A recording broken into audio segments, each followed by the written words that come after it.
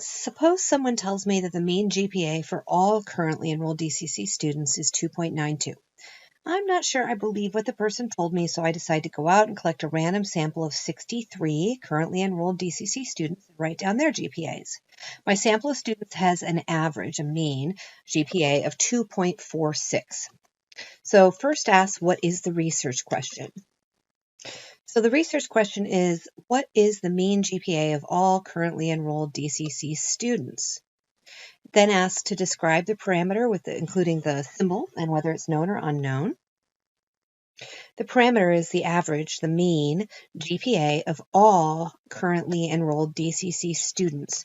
Now recall, that would mean we would have to go out and talk to every single DCC student, which is way too many students for us to talk to. We would write down all of their GPAs. We'd have this great big list of numbers, and then we'd have to find the average, the mean of all those numbers.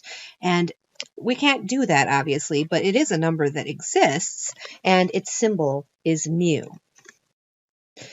Identify the value of the statistic and give the symbol. So we can't talk to every DCC student, so we go out and we talk to a random sample of 63 DCC students, and we then would talk to all 63 of them, write down the 63 GPAs, and find the mean of those 63 numbers, and we find that the mean from our sample is 2.46, which has a symbol X bar. Part D asks, what is the value of the parameter? If the person I spoke to is correct, then alternatively, if the person I spoke to is wrong, then what would we know about the value of the parameter? So one possibility is that the person I spoke to is correct, and the parameter value is actually 2.92. So the mean GPA of all DCC students is 2.92. The other possibility, the alternative, is that that person is wrong, and the mean GPA of all DCC students is some other number that's not 2.92. All right, and in Part E, you're given a chance model that shows the expected statistics that we would get if we assume that the mean GPA of all DCC students is actually 2.92.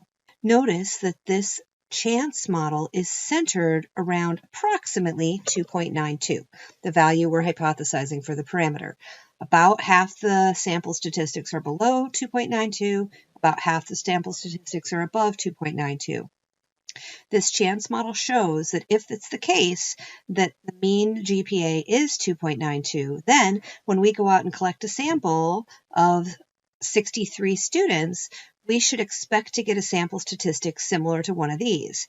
So it would be somewhere between maybe 2.81 and, I don't know, about 3 approximately if you look at these values. So here's 2.8, up here is 3.04, so maybe a little bit above that, 2.81, 2.82, up to about 3.0. Those seem to be the plausible values. Anything above 3.0, anything below 2.81 seems unlikely. So that shows our expectations. The chance model is showing us what we should expect. I then look at what we actually got from our sample statistic. Our sample statistic was X bar equals 2.46. So I look for X bar equals 2.46 on this chance model. 2.46 is down, down, down here below the entire chance model. It's off the charts. It's an unlikely, unexpected sort of sample statistic to get if the population parameter was actually 2.92. Because we got an unusual, unexpected sample statistic, we conclude that we have statistically significant evidence against the chance model. In other words, we have statistically significant evidence that the population mean is not 2.92. We have strong evidence that it seems to not be 2.92. If it had been 2.92, then we would have expected to get a sample statistic somewhere between 2.81 and 3.0. That's not what happened, so we have statistically significant evidence against the chance model. So what conclusion do we draw overall? We would say we have strong evidence that the mean GPA of all DCC students is not 2.92.